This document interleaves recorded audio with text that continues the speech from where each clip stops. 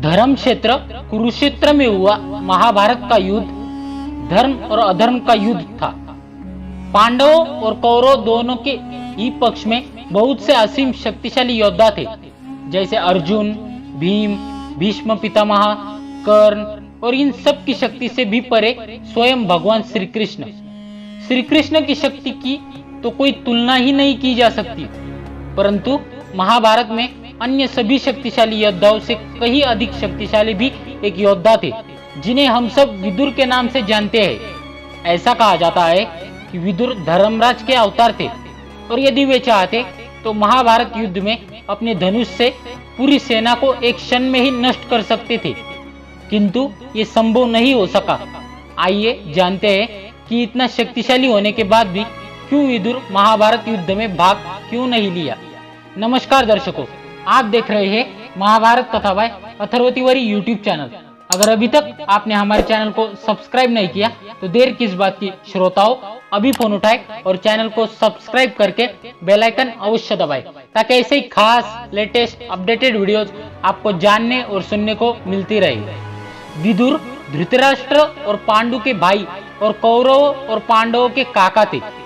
मित्रों, हस्तिनापुर के नरेश, शांतनु और उनकी पत्नी सत्यवती के दो पुत्र थे, जिनका नाम चित्रांगद और विचित्रवीर्य था। दोनों पुत्र के बचपन में ही शांतनु का देहांत हो गया और चित्रांगद और विचित्रवीर्य का पालन पोषण भीष्म द्वारा किया गया। यदि आप शांतनु और भीष्म के विषय में नहीं जानते तो हम आपको बता दें कि भीष्म शांतनु की प्रथम पत्नी गंगा से उत्पन्न पुत्र थे।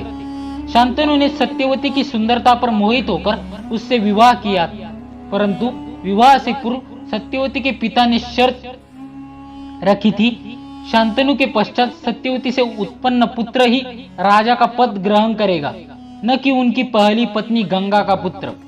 इस कारण अपने पिता का वचन रखने के लिए भीष्म ने पूरे जीवन विवाह नहीं किया और चित्रांगद और विचित्रवीर्य का अपने बच्चों के समान पालन पोषण किया। चित्रांगद के बड़े होने पर भीष्म ने उसे सिंहासन सौंप दिया। कुछ समय पश्चात ही गंधर्वों के साथ युद्ध में चित्रांगद की मृत्यु हो गई। अब विचित्रवीर्य भी युवावस्था में थे। भीष्म ने उसका विवाह करने का विचार किया। उसी समय काशीराज की 3 पुत्रियों अंबा, अंबिका और अंबालिका का स्वयंवर होने वाला था। भीष्म ने वहां जाकर सभी राजाओं को परास्त किया और तीनों कन्याओं का हरण कर लिया और हस्तिनापुर ले आए।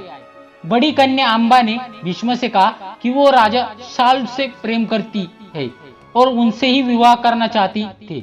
यह सुनकर भीष्म ने अंबा को शाल्व के पास भिजवा दिया और अन्य 2 कन्याओं का विवाह विचित्रवीर्य के साथ करवा दिया।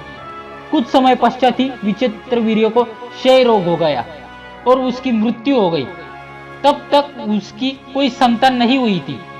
वंश नष्ट होने के भय से मां सत्यवती ने भीष्म से कहा कि वो विचित्रवीर्य की पत्नियों से पुत्र उत्पन्न करे, परंतु भीष्म ने अपनी प्रतिज्ञा तोड़ने से मना कर दिया।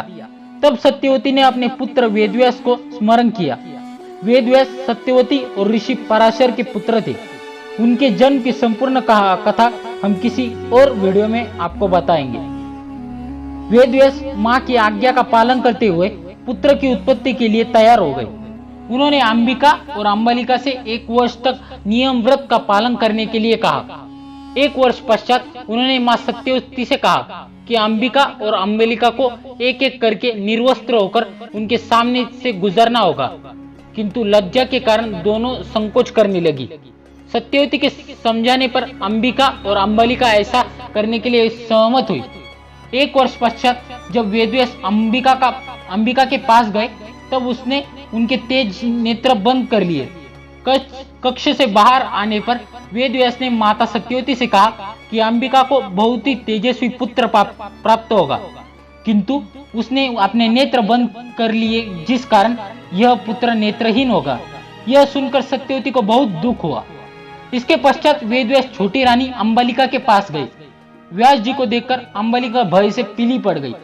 वेदव्यास ने मां सत्यवती से कहा कि अंबालिका का पुत्र पांडु रोग से ग्रासित होगा। यह सुनकर सत्यवती को और भी अधिक दुख हुआ और उन्होंने अंबालिका को पुनः वेदव्यास के समक्ष जाने के लिए कहा। इस बार रानी अंबालिका से स्वयं न जाकर अपनी दासी को ऋषि के समक्ष भेज दिया। दासी उनके सामने जाकर बिल्कुल नहीं घबराई। व्यास जी ने माता सत्यवती से कहा कि इस दासी से उत्पन्न पुत्र नीतिवान और वेदों का ज्ञानी होगा।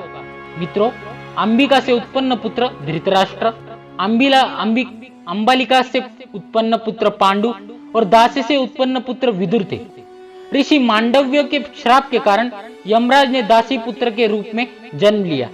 वे आगे चलकर धृतराष्ट्र के मंत्री बने। विदुर स्वयं धर्म का पालन करते थे और चाहते थे कि धृतराष्ट्र भी धर्म के मार्ग पर ही चले, परंतु दुर्भाग्यवश ऐसा नहीं हो सका। जब भी धृतराष्ट्र पांडवों के अहित की बात करते थे, तब विदुर उन्हें समझाने का प्रयास करते थे। पांडवों के प्रति स्नेह देख दुर्योधन उनसे ईर्ष्या करता था। लाक्षागृह के षड्यंत्र के विषय में भी विदुर ने युधिष्ठिर को सावधान किया और उन्हें इससे बचने की युक्ति भी बता दी थी। विदुर के पास एक बहुत ही शक्तिशाली और चमत्कारिक धनुष था, जो उन्हें स्वयं भगवान श्री कृष्ण से प्राप्त हुआ था। इस धनुष से वे चाहते तो युद्ध को एक क्षण में ही समाप्त कर सकते थे, किंतु एक बार विदुर ने दुर्योधन को पांडवों से युद्ध न करने की सलाह दी। यह सुनकर दुर्योधन बहुत क्रोधित हो गया और उसने विदुर को अपशब्द कहना शुरू कर दिया। यह सुनकर विदुर ने अपना धनुष तोड़ दिया और प्रण लिया कि वो युद्ध नहीं लड़ेंगे। उन्हें भली भांति ज्ञात था कि यदि वो महाभारत युद्ध का हिस्सा बने तो उन्हें कौरवों की ओर से लड़ना होगा, अर्थात अधर्म के पक्ष में रहना होगा। इसलिए उन्होंने युद्ध न करने का निश्चय किया। साथ ही उन्होंने धृतराष्ट्र को समझाया था कि दुर्योधन उनका कुल नष्ट कर देगा, अतः उसका परित्याग करना ही बुद्धिमानी है। किंतु विदुर की बात किसी ने नहीं मानी और इसका परिणाम क्या हुआ, इससे तो हम सभी अवगत हैं। नमस्कार दर्शकों, अब तो आपने जान ही लिया होगा क्यों महात्मा विदुर ने युद्ध नहीं लड़ा। यदि आज की एक खास वीडियो आपको पसंद आई हो तो इस वीडियो को लाइक करें, हमारे चैनल को सब्सक्राइब करें और ज्यादा से ज्यादा इस वीडियो को शेयर अवश्य करें। मिलेंगे अगली बार ऐसी खास वीडियो के साथ, तब तक के लिए बहुत बहुत धन्यवाद। और कमेंट सेक्शन में जय श्री कृष्णा अवश्य लिखिएगा। देखते रहिए महाभारत कथा by Atharva Tiwari YouTube channel के वीडियोज।